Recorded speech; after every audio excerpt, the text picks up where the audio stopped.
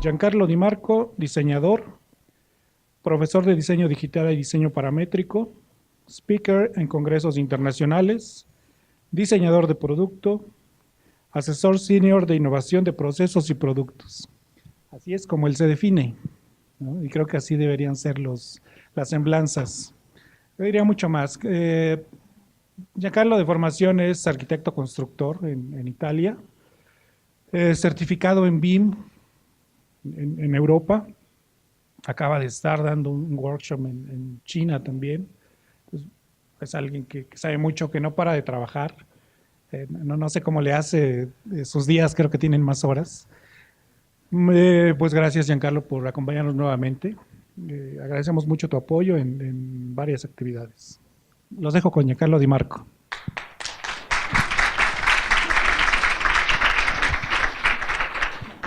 Hola a todos. Gracias.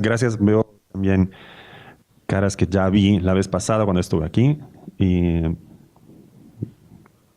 chicos y ya grandes. Hoy va a ser una plática un poco diferente de la vez pasada, porque la vez pasada era simplemente la presentación de mi libro, entonces un temario bastante geek. Pero esta vez vamos a hablar un poco con un temario un poco general, un enfoque más general sobre el diseño, vaya. Y yo les voy a contar una pequeña historia. Me gustó mucho la ponencia anterior porque hablando justo en las preguntas finales, hablando de el rol de la creatividad, de la innovación, pero sobre todo el conocimiento.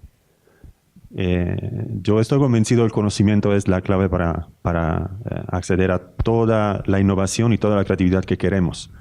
Sin el conocimiento simplemente no hay creatividad y no hay innovación. Entonces, esta plática va a ser un poco como enfocada en esto. Y vamos a hablar de tecnología, de mercado y de educación, porque es un poco mi actividad principal, la de dar clases. Y entonces vamos a empezar. Y con una pequeña definición muy básica. La tecnología sirve para realizar trabajos específicos rápidamente y con precisión. O sea, esto quiere decir que la tecnología de por sí no sirve para nada. O sea, es una manera más eficaz de hacer cosas que podríamos hacer también nosotros sin el ayuda y el apoyo de la tecnología. El hecho que utilizar una tecnología nos permite hacer las cosas más rápido y con más precisión tiene que ver con estos asuntos muy actuales de competitividad al final. Entonces, si yo hago las mismas cosas en menos tiempos, pues evidentemente gasto menos y puedo ser más competitivos en términos de tiempo y en términos de costos, ¿no? Entonces, la tecnología, históricamente, la definición podría ser esta. Es simplemente una herramienta que nos ayuda, ya. Pero lo que pasa con la tecnología digital es completamente diferente. Porque la tecnología digital no solamente permite lo anterior, sino también permite realizar trabajos totalmente nuevos y hasta puede cambiar todo el flujo de trabajo. Entonces, la tecnología digital, por primera vez en la historia, ahora que se está como expandiendo en varios medios, empieza a generar problemas y no solamente soluciones, ¿no? Todos escuchan palabras, sobre todo en el ámbito del diseño industrial, palabras como diseño digital, fabricación digital, ¿no?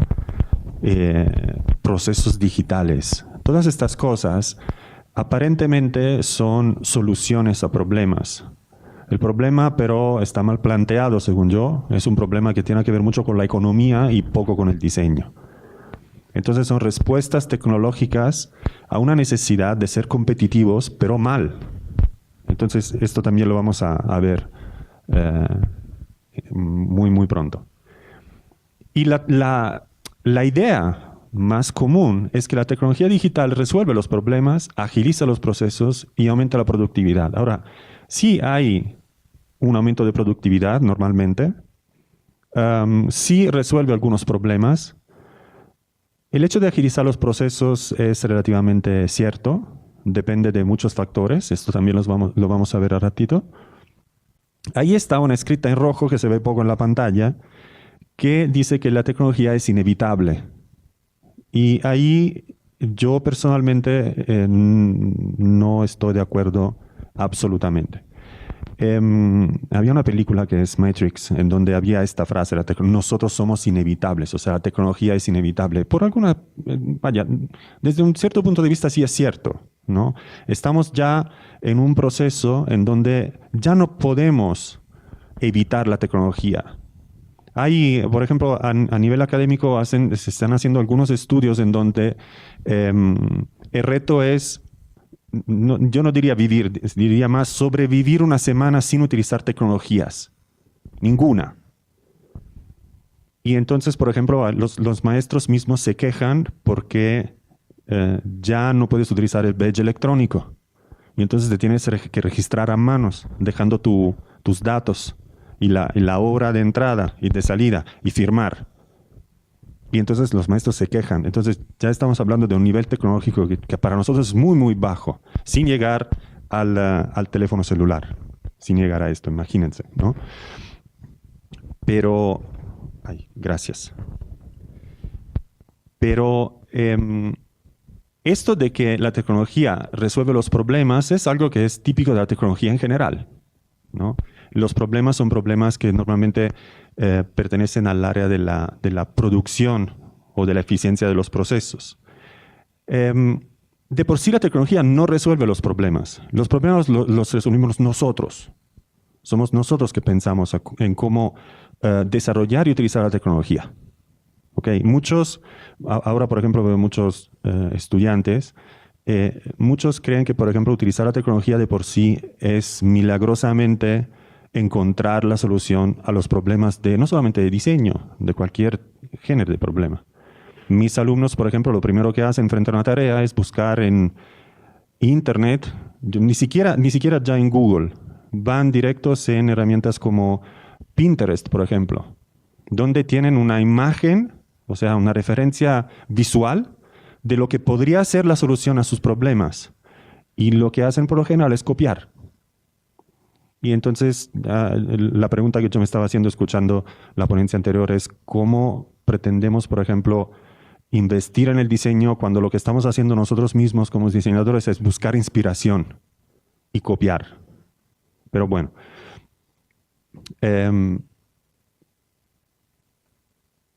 hasta podemos llegar a un extremo en donde la tecnología digital hasta podría ser contraproducente. O sea, no necesariamente un proceso en donde vamos a insertar o a utilizar una tecnología, no necesariamente mejora. Utilizar una tecnología inapropiada podría ser contraproducente para un proceso. Y entonces, hay dos acercamientos básicamente a la tecnología. Uno es de los que no conocen la tecnología, y en el mundo de la industria es muy común. La falta de conocimiento de la tecnología, yo hablo de la falta de conocimiento técnico de la tecnología. Por ejemplo, la imagen inicial era un brazo robótico, era una fresa CNC de 6 ejes mínimo, ¿sí? Que es una herramienta que tiene un costo muy elevado, como vamos a ver después, y que se ve muy padre, la verdad. O sea, ya solamente tener una máquina de esta en una planta, pues ya es una operación de mercadotecnia muy fuerte, ¿no? Y miren lo que está pasando, por ejemplo, con todos los talleres de las universidades. Todas las universidades, hasta las facultades de arquitectura, por ejemplo, llegan a comprar máquinas como estas. Pero la verdad es que es una inversión totalmente injustificada, porque ¿para qué? Son máquinas de producción industrial, son máquinas de uso rudo y sirven para mover piezas pesadísimas, no sirven para ser utilizadas como taladritos, para, por ejemplo, modelar una maqueta de un proyecto arquitectónico, ¿no? Entonces hay una falta de conocimiento que al final lo que hace es que la gente o los que tienen un poder decisional sean víctimas de la fascinación de la tecnología. ¿Cuántos de ustedes imprimen en 3D? Nadie. Aparte tú. Nadie imprime en 3D. ¿Por qué no imprimen en 3D? ¿Se acuerdan que la impresión 3D se presentó como la cuarta revolución industrial, la autoproducción? Ya no dependemos del productor, ya el productor no va a poder imponer su precio, porque nosotros tenemos la posibilidad en casa, con una herramientita chiquitita de escritorio, podemos producir nuestras cosas. No es cierto, no es cierto. Estamos muy, muy lejos de esto todavía. Empezamos a imprimir en 3D en metal, pero si ustedes conocen, por ejemplo, conocen los procesos de producción de objetos, de piezas en metal, pues pueden imaginar muy claramente que una pieza impresa en 3D en metal nunca va a tener las mismas prestaciones de una pieza, por ejemplo, fundida, porque el metal se comporta de una manera completamente diferente. Y además en una fundición sale una pieza única. En una impresión 3D sale por capas. ¿Cuál es la coherencia que hay entre una capa y la otra? ¿Cuáles son las funciones y las prestaciones mecánicas? Entonces la tecnología, cuando uno la conoce, está fascinadísimo. A mí me encantaría tener una impresora 3D más para jugar y para tenerla ahí como accesorio sobre la repisa, ¿no? Que para producir o para hacer cosas realmente, ¿no? Imagínense tecnologías, la impresora 3D probablemente la tecnología más sencilla hoy en día. Bueno, la más sencilla son las cortadoras, pero la impresora 3D es la más sencilla entre las tecnologías que pueden trabajar directamente en tercera dimensión. Entonces hay esta fascinación de poder modelar en 3D y producir algo en tercera dimensión. Pero la verdad es que tiene límites prácticos muy, muy grandes todavía. Y entonces, cuando uno tiene poder decisional y está fascinado por una tecnología, ¿qué hace? Pues simplemente se trata de convencerse con la cosa más práctica que se hace, es un análisis costos-beneficios, que faltando el conocimiento también no es precisa, no es correcta, y acaban comprando tecnologías que a lo mejor no sirven y en varios casos pueden llevar la empresa también a estar en dificultad económica. No, claro, con una impresora 3D, pero con un brazo robótico, como vamos a ver al ratito, sí. Y del otro lado estamos nosotros. Nosotros somos los geeks, los que están enamorados de la tecnología, y como cualquiera que se enamora de alguien o de algo, pues la capacidad de ver los defectos de las cosas desaparece mágicamente, ¿no? Y esto vale también para las tecnologías. Entonces, lo que pasa es que cuando uno está enamorado de una tecnología, la quiere.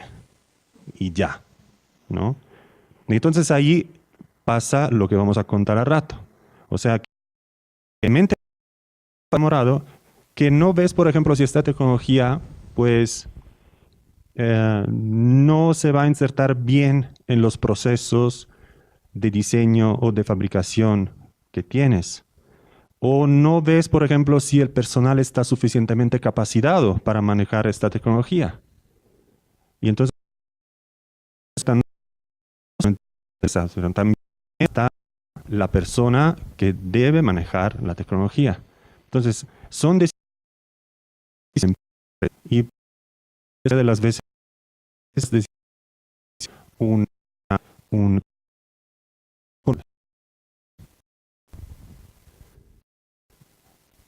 hoy en día hay personas, o sea, hablando en general, enorme, pero hay pocas personas hoy en día que son capaces de reconocer si una tecnología es buena o no para un determinado proceso, tanto de diseño como de producción. Y son pocas no porque es una élite y se mantiene así, son pocas porque no hay una trayectoria de educación para este tipo de figura profesional. Entonces, los que manejan este tipo de conocimientos son personas que están muy clavadas en esto y que toman cursos porque reconocen que son útiles. Pero a nivel, por ejemplo, académico, todavía no hay una planeación sistemática de cómo formar este tipo de figura profesional, que no es un usuario de la tecnología, y tampoco es un manager, ¿no? Es alguien que conoce los procesos y los conoce muy bien, conoce la tecnología y la conoce muy bien, y entonces sabe perfectamente cuál proceso encaja o cuál tecnología encaja con un proceso. Y todavía hay un gap muy fuerte en este sentido. Por ejemplo, esto, por ejemplo, es una pieza. Le voy a dejar tres imágenes, ¿sí? Es una pieza que fue... Bueno, todos los procesos que yo manejo son procesos muy digitales, ¿no? Pero todos mis procesos empiezan así. Entonces, en este caso, si hablamos de diseño, si alguien cree que para diseñar algo es necesario utilizar una compu, está muy equivocado. La computadora es una tecnología que te ayuda a hacer las cosas más rápido y más preciso. Pero el diseño debe de estar ya en tu cabeza. Si no lo tienes en tu cabeza y no lo sabes representar, pues evidentemente nunca lo vas a lograr, ni siquiera con un supercomputer de IBM, ¿sí? Entonces, el conocimiento es algo que está dentro del diseñador, y sin esto los procesos digitales no ayudan, ¿ok? No sirven. Entonces, la cantidad de información que un diseñador puede poner en un boceto, más o menos técnicos, más o menos con un aspecto ingenieril, ¿vale? La información que está contenida ya en un boceto habla mucho del conocimiento de los procesos también. Por ejemplo, a la hora de diseñar esto, ya hay que pensar si estos detallitos que están aquí, con la tecnología que tú estás pensando, van a salir o no, ¿sí? Vas a tener que pensar que todas estas partes, que tendencialmente son partes que se dicen en maquinado, se dice que son undercuts, o sea, son superficies que están volteadas hacia abajo y no hacia arriba, pues tienes la tecnología a disposición para hacer esto. Entonces, cuando un diseñador conoce su industria y tiene un conocimiento suyo personal, cultural, pues entonces ahí vas a poder manejar todos los procesos digitales que tú quieras. Otro ejemplo, eso bueno, es un diseño más de arquitectura, de ingeniería, probablemente lo reconocen, es el domo del Palacio de los Deportes. Y esto, por ejemplo, es un proyecto que presentamos a la IAS de este año en el MIT. Y es un estudio, porque el arquitecto Félix Candela lo que hizo, como todos los grandes, estaba diseñando el domo del Palacio de los Deportes y dejó una notita por ahí. Y dijo, se puede hacer lo mismo, pero con una estructura tensegrity, que era un poco la fascinación de aquella época, en donde el peralte de los traves va a ser solamente de 5 metros y la estructura va a ser mucho más ligera, pero dijo, no me dejan hacerlo porque tienen miedo que con el viento estos traves se empiezan a pandear. Y nosotros lo que hicimos fue tomar esta notita y desarrollar el proyecto con un modelo de diseño digital, con simulación de fuerzas y todo lo que conlleva. Y sí, Félix Candela tiene razón. O sea, esto se puede hacer, al menos estando los cálculos, se puede hacer directamente también con estructura tensegrity y funcionaría con algunos ajustes, pero estructurales, ¿sí? Entonces aquí, conocimiento arquitectónico, conocimiento de ingeniería, más el conocimiento de la tecnología, te llevan a decidir cuál es la tecnología que sirve para, por ejemplo, probar que esta teoría es correcta y poderlo diseñar eventualmente, porque de aquí se pueden sacar, por ejemplo, todos los elementos estructurales con medidas y con todo lo que se necesita para la producción, ¿sí? Y esto, hasta diseño de coches, por ejemplo, las herramientas que sirven para diseñar coches. Si, por ejemplo, hablamos solamente de diseño digital, probablemente para diseñar un coche yo no me iría con herramientas como, no sé, un modelador 3D poligonal. No sé cuántos de ustedes manejan estas tecnologías, pero probablemente yo me iría con un modelador de superficies.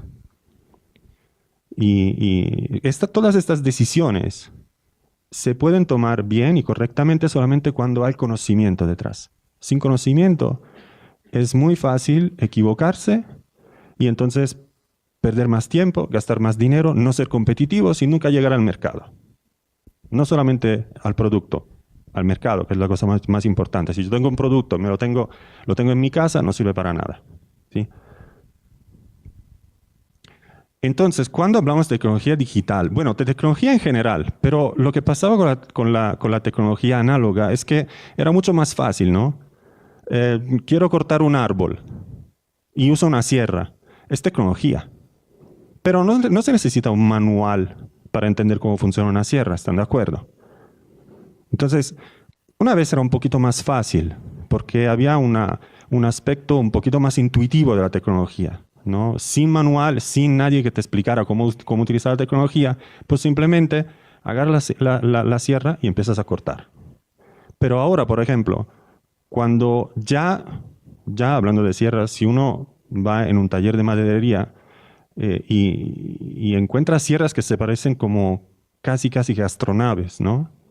Con un montón de botones ¿no? Entonces ya es un poco más complicado. Imagínense las tecnologías que son puramente digitales, que se manejan a partir de una compu, o que tienen un panel de comando con 85 botones diferentes, y ya. Y nadie te explica. Ahí evidentemente no es posible, ¿no? Entonces esta clase de tecnologías no es una solución del problema, o no necesariamente es una solución del problema, ¿no? Porque por ejemplo, el uso de este tipo de tecnología requiere, aparte de un expertise específico, por parte de los operadores que la usan directamente, ¿no? Entonces, y no es imaginable que, por ejemplo, un estudiante, hasta un estudiante de nivel de posgrados, por ejemplo, pueda tener este tipo de conocimiento. No es imaginable, no es posible, porque la trayectoria de estudio está enfocada en manejar máquinas y entonces es una carrera completamente aparte, o si eres diseñador o si eres arquitecto, nunca vas a poder manejar estas tecnologías solito, nunca, no hay manera. Y después se requiere por parte de una empresa que adopta este tipo de tecnología un esfuerzo de organización, porque no es nada más el departamento de producción adquiere, por ejemplo, una máquina, una tecnología digital, y entonces el departamento de producción se reorganiza. No, porque cuando cambian los tiempos, por ejemplo, de producción, y cambia el tiempo para llegar al producto, hay que reorganizar la comunicación, la mercadotecnia, todo el management, la gestión de los procesos, la gestión de las compras, ¿sí? Entonces es toda la empresa que se tiene que reorganizar.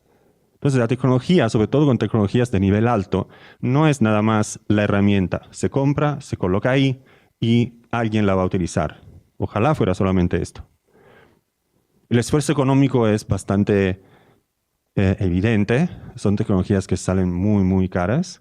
Y el esfuerzo personal, porque la tecnología de por sí, como todavía no existen trayectoria que verdaderamente te preparan para este tipo de tecnología de alto nivel, pues se requiere un esfuerzo personal porque hay gente que se tiene que capacitar y invertir tiempo y dinero para volverse experto en este tipo de tecnologías. Y las tecnologías, ojo, no hablamos solamente de maquinarias, o sea, también los software, por ejemplo. Yo, antes de mudarme a México, estaba trabajando en un despacho de arquitectura e ingeniería en Roma, en Italia, ¿no? Y el despacho de arquitectura trabajaba con esta cosa aquí. Bueno, esta es una versión nueva de AutoCAD, pero en aquella época creo que había la versión 2009, porque Autodesk saca una versión cada año, entonces es fácil reconocer el periodo. Pero bueno, y la arquitectura hasta hoy todavía se sigue trabajando con AutoCAD. Pero empiezan a existir herramientas como estas. Esto es Revit Architecture, que es un programa, un software BIM para el diseño arquitectónico, que presenta un montón de ventajas y también de límites. Hay que conocerlo y evaluar si, por ejemplo, no sé, ¿cuántos de ustedes estudian arquitectura? Ok, si ustedes van en un despacho, por ejemplo, de Zaha Hadid, y le dicen, tú tienes que utilizar Revit Architecture, te miran así y te invitan a salir, ¿no? Pero si tú vas, por ejemplo, a una empresa en Estados Unidos, por ejemplo, que diseñan estas casas típicas, casas de Estados Unidos que son con estructura en madera ligera, ¿no? No hablo de edificios en este momento, hablo de casas. Ya ahí hay un nivel de estandarización, por ejemplo, de la producción que justifica el uso de este tipo de herramienta. Entonces, hasta en este caso, por ejemplo, hay que reconocer si el proceso que maneja un productor es el proceso, puede aceptar o no un determinado tipo de tecnología. Porque si no, eso se traduce en que Zaha Hadid no va a poder diseñar las cosas que diseña, ¿sí? Entonces, aquí, por ejemplo, el asunto de esta imagen es que en el despacho de Roma había 25 personas trabajando con AutoCAD. Y para diseñar un edificio, ahí se diseñaban edificios residenciales, para diseñar un edificio había como promedio 5 personas trabajando 2 o 3 semanas, todos los días, ¿sí? Y entonces llegó yo, como me gusta hacer ruido, y entonces dije, oigan, ¿por qué no pasamos a Revit? ¿No? Porque por este tipo de construcción, si trabajamos con Revit, un diseñador en una semana va a realizar el mismo trabajo. Y entonces los 25 diseñadores empezaron a correr espantados. ¿Por qué? Porque el cambio asusta. Porque el operador se tiene que capacitar y tiene que salir de la comfort zone, aceptar la tecnología, volverse bueno en esta tecnología, ¿sí? Obviamente los dueños estaban felices porque es un ahorro brutal, ¿no? Poder trabajar con este tipo de flujo de trabajo nuevo. Pero ahí, por ejemplo, hubo unas semanas en las que el estudio estaba como muy destabilizado, ¿sí? Y era un estudio muy sólido, así que pudo aguantar y resistir y salir adelante. De hecho, creo que me comentaban los de Autodesk que en Italia ha sido, en aquella época, uno de los 3 despachos grandes de arquitectura que logró pasar a esta tecnología y no regresar a AutoCAD en los 2 o 3 meses siguientes. Porque todos lo intentaban y regresaban a AutoCAD por resistencia, ¿no? Entonces son temas, los tecnológicos son temas que son muy delicados porque tienen una componente que no es simplemente técnica, también está la componente humana, económica, ¿sí? Esto, por ejemplo, les voy a presentar 3 casos, muy rápido. Galaxia es una empresa que produce, es una empresa del mundo de la cerámica. Es una multinacional, son productores muy grandes. Sí, tienen plantas en varias partes y son proveedores de sitios particulares como, no sé, Emirates Árabes y así. Y estos tenían un brazo robótico, más o menos como esto, en un cuarto suyo, porque no puede convivir con otras cosas, que costaba en aquella época 250.000 euros, que es una inversión bastante interesante. Ahora, para esta empresa en particular, pues creo que estamos hablando probablemente del 1% del budget que tenía, ¿no? Entonces son empresas que mueven una cantidad de dinero enorme, pero bueno, son 250.000 euros, ¿sí? En el 2009. Y estuvo esta empresa buscando un ingeniero por 2 años que pudiera manejar esta tecnología. Porque el dueño, porque al final son empresas muy grandes, pero son todas empresas con una gestión familiar en Italia. Como estaba comentando en la ponencia anterior, Italia sí es un buen ejemplo para las pymes, pero hasta las grandes empresas son empresas que se manejan como se manejaban en el siglo pasado. Entonces está el dueño, padre, y están los administradores, hijos, y después están los empleados, igual que en una pyme. Entonces estuvieron buscando un ingeniero, ¿por qué? Porque en el imaginario del Señor, para manejar esta cosa se necesita un ingeniero. Y entonces empezaron a contratar ingenieros electrónicos, porque hay componentes electrónicas, ingenieros mecánicos, ingenieros de todos tipos, ¿sí? Y no encontraban una persona que podía manejar esta tecnología. Y al final encontraron un técnico especializado. Y este técnico era uno que tenía unos estudios de secundaria en mecánica, porque sí tenía una base mecánica, y como él personalmente estaba convencido que esto era el futuro, él se metió a cursos y se metió no quiero decir a trabajar porque lo hacía gratis inicialmente, se metió ahí donde había este tipo de tecnología para aprender, ¿no? Y después lo contrataron porque esos estaban desesperados porque tenían una máquina parada completamente. Otro caso es esta es otra empresa de cerámica muy, muy, muy grande. Mismo problema, misma máquina, comprada en el mismo año, porque además Italia es muy chistosa para esto, porque estas dos empresas de cerámica están una aquí y una en la biblioteca, ¿sí?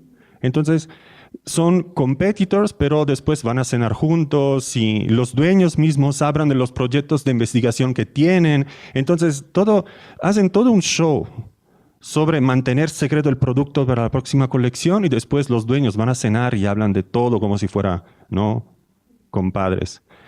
Pero bueno, entonces lo que pasó es que uno compró el brazo robótico y el otro también compró el mismo brazo robótico, idéntico, ¿sí? Entonces, la situación así como muy, muy rara.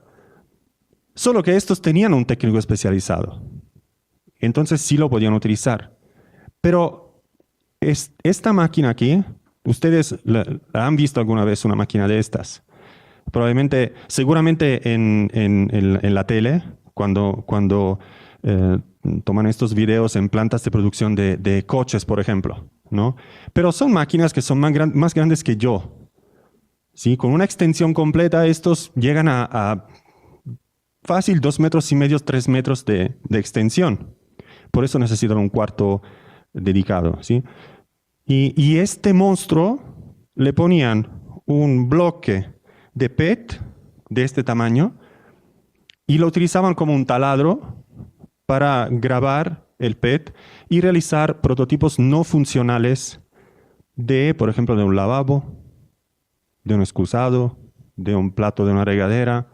Entonces, 250.000 euros tirados a la basura para ser utilizado como un taladro de 6 ejes y grabar pedazos de PET que después los agarraban, lo pintaban y para que el dueño podía ver cómo se veía la pieza antes de producirla.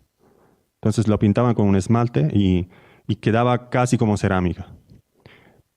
Lo cual está bien. O sea, cada quien hace lo que quiere, ¿no?, con su dinero, pero lo estaban aprovechando, yo diría, y soy bueno, al 10%, ¿no? Entonces, en este caso, por ejemplo, la tecnología sí estaba bien, el técnico estaba ahí y la manejaba bien.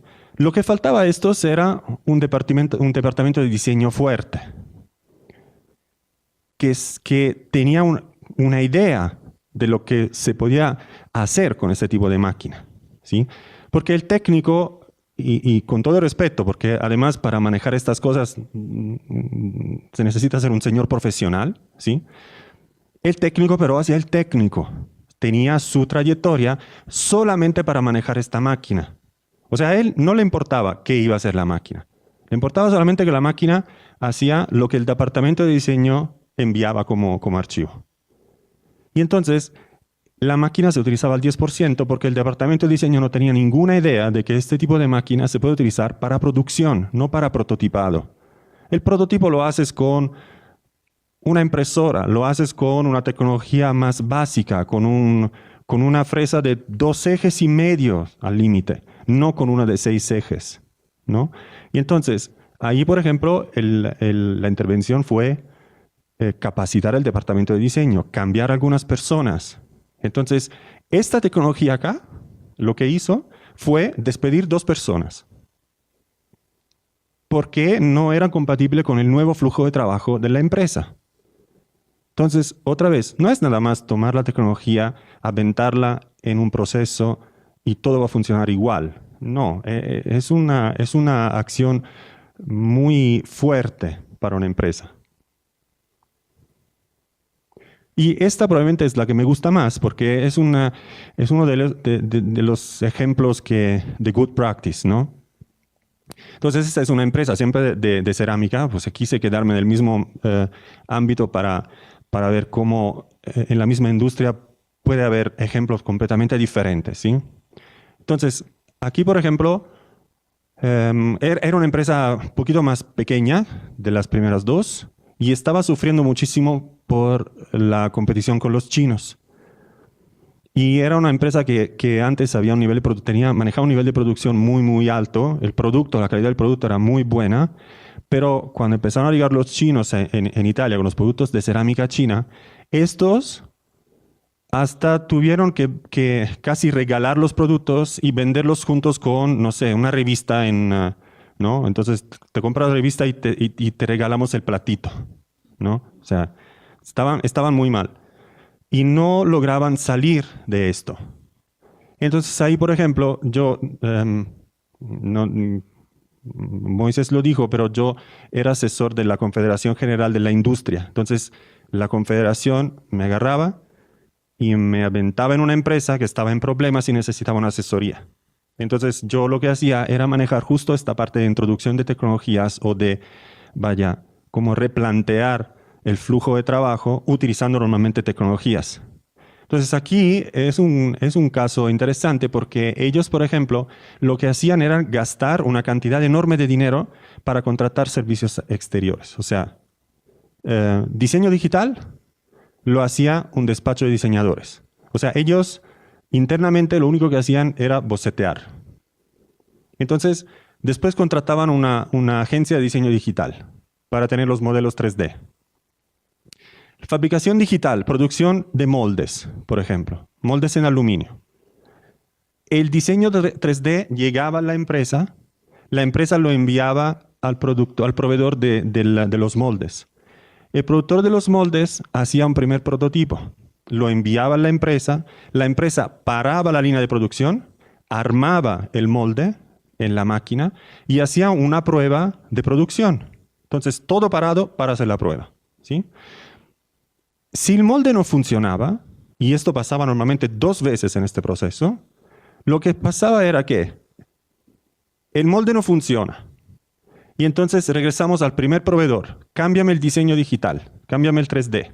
Reenvío el diseño 3D al productor del molde.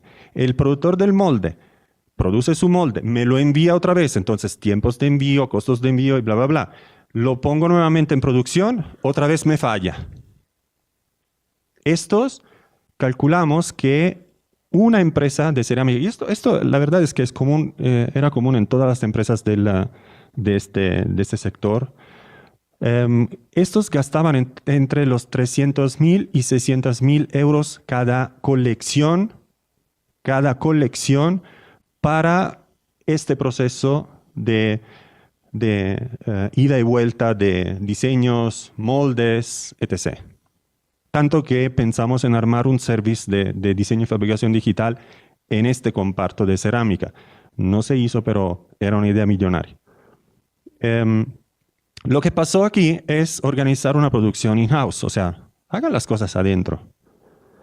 Y lo que ellos, hablando con la administración, lo que les daba miedo era que el que manejaba la parte de bocetaje y de diseño, entonces de creatividad, era un señor de 54 años que prendía la compu para escribir en Word, enviar correos, contestar correos, ¿no? Navegar en Internet eventualmente por algunas cosas. Entonces, los managers les daba miedo porque, o sea, ¿qué hacemos nosotros con un empleado de 54 años? Que no lo podemos correr porque es una pieza histórica de la empresa, ¿no? Entonces, no podemos, nos da algo, porque además es una empresa siempre de tipo familiar. Se conocen, o sea, te cuesta mucho trabajo, ¿no? Y entonces yo lo que le propuse era, ¿por qué no vamos a capacitar a este señor? O sea, confíen también, ¿no? Y resulta que el señor sí traía un chip bueno, porque él entró muy fácil, por ejemplo, al diseño digital. En este caso, él aprendió a trabajar en Rhino y esto es un diseño que hizo él. Al final del proceso, él diseñó la máquina que ahora la empresa está utilizando y en vez, no sé si se ve bien, pero esta es una mesa giratoria, porque él dijo, bueno, ¿por qué yo tengo que agarrar la pieza y llevarla de una máquina a la otra, físicamente, manualmente? Agarro las máquinas, las coloco todas alrededor de esta mesa y yo pongo la pieza ahí. y la pieza gira. Y yo la recojo cuando el proceso está ya completado. Entonces él diseñó todo esto, distribuyendo las máquinas, pidiendo a los proveedores de las máquinas, oye, necesito una pieza especial para armar esta máquina ahí. Y los proveedores estaban como, eres la misma persona, pero bueno, y él lo hizo. Y entonces reorganizamos toda la producción gracias a él. Se redujo muchísimo el time to product, o sea, empezaron a ser muy competitivos porque no había ya envíos de archivos, envíos de moldes, hacían todos en casa, ¿sí? Y también el tiempo para que el producto llegara al mercado. Entonces, sí se pueden hacer estas cosas si no es un asunto generacional. Bueno, no solamente, puede que sea generacional, pero sí hay casos virtuosos como estos, y no son raros, según yo. Y entonces aquí lo que pasó es que la empresa, o sea, toda la empresa, tuvo que hacer un esfuerzo, aparte de la inversión para tecnologías. En este caso fue bastante sencillo porque simplemente se tuvo que comprar una compu buena, se tuvo que comprar una fresa CNC capaz de moldear en 3 ejes, entonces tampoco una tecnología tan cara. Cambiar los procesos de investigación y desarrollo, de producción, de mercadotecnia y el comercial. Y también el management, se les dijo al management, por favor, no vayas a cenar con tu amigo y le vas a revelar todos los secretos de tu empresa, porque tampoco está bien después de todo ese esfuerzo. Y entonces llegamos al mercado.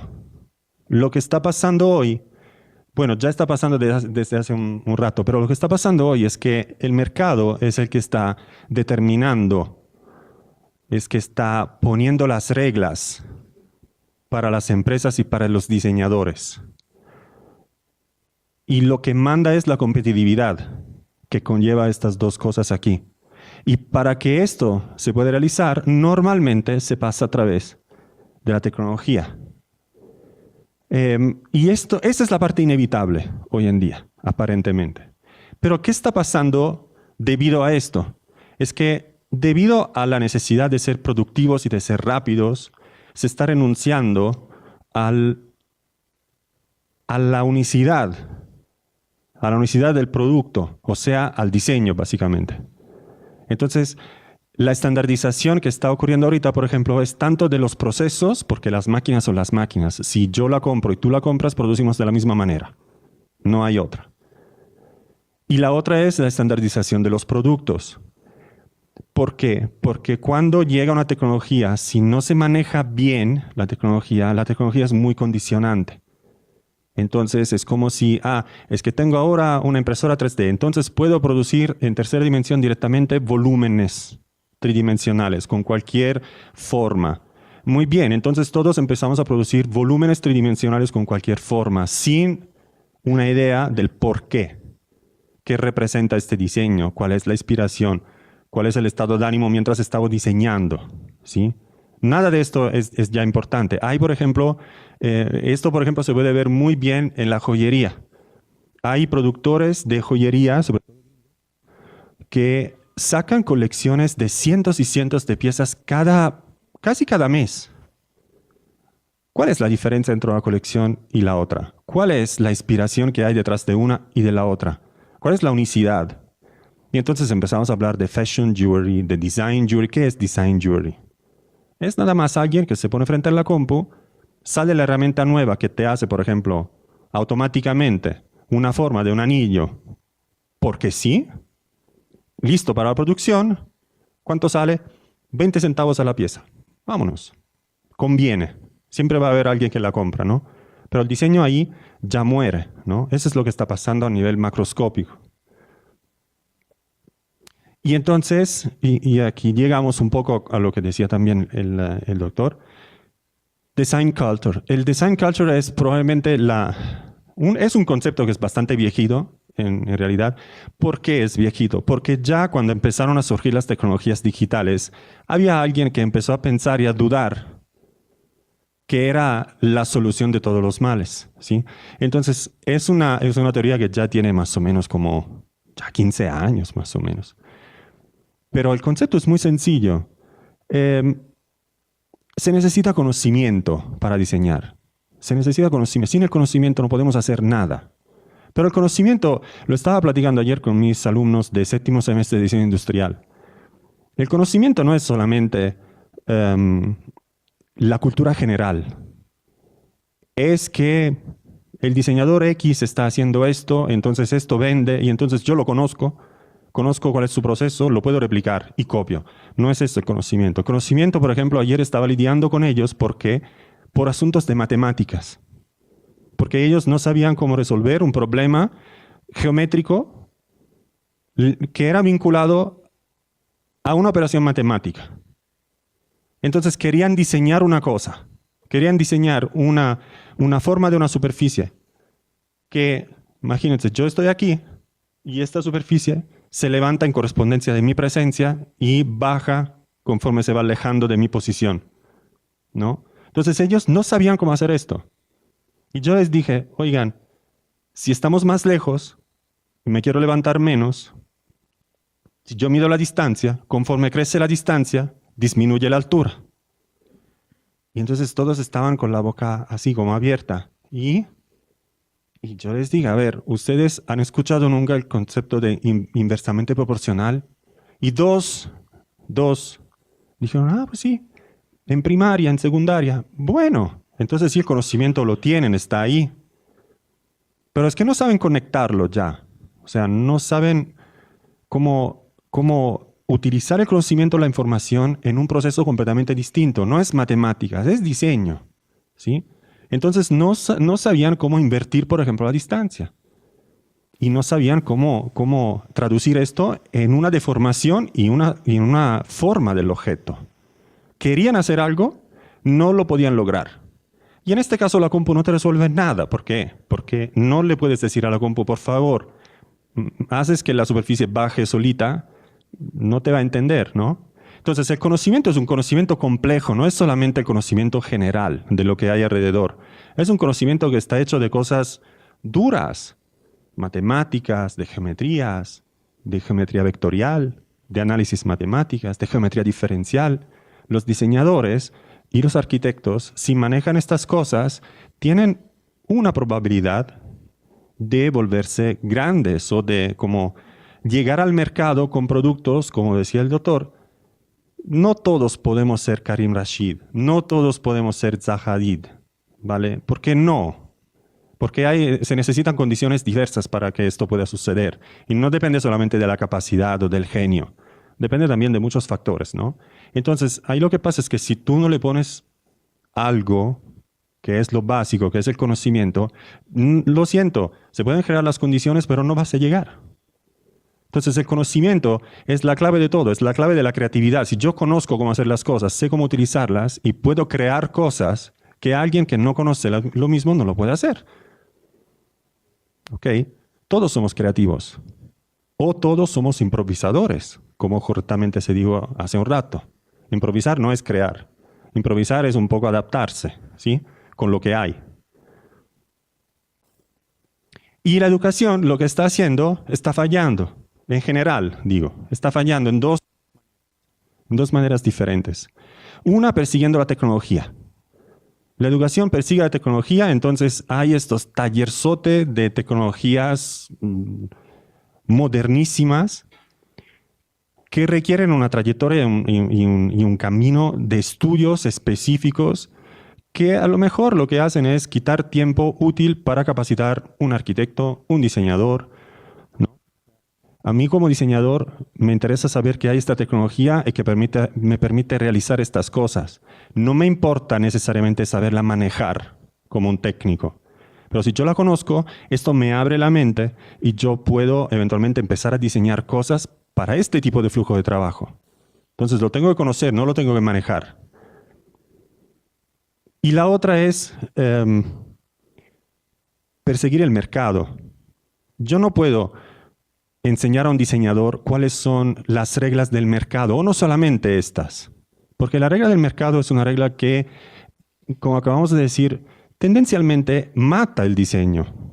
Porque el diseño es algo que es caro, ¿sí? tendencialmente. Después se puede adecuar, obviamente. Pero el diseño es único. El diseño es una interpretación que está basada en la cultura del diseño que cada diseñador tiene y que es diferente. Si a nosotros nos pones frente a un reto de diseñar, por ejemplo, cualquier cosa, una silla, cada quien la diseña de una manera diferente. Porque tiene una inspiración diferente, porque creció en un lugar diferente, porque conoce las cosas de una manera diferente, ¿no? Si tú matas esto, ¿por qué? Porque la tecnología quiere que las sillas tengan 4 patas y ya. Un asiento y un respaldo vertical. Punto.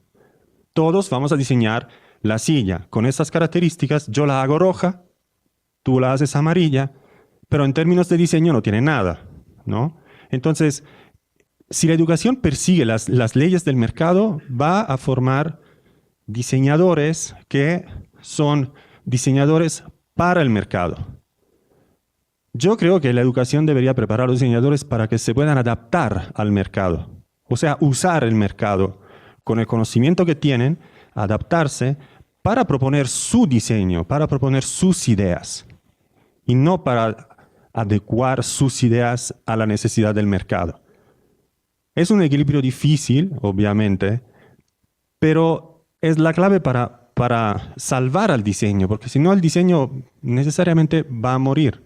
Si hoy, que estamos en una época en la que la tecnología ha llegado y ya está cómoda en los procesos, pero se maneja con un buen nivel de complejidad, porque es difícil, mañana, ¿qué va a pasar?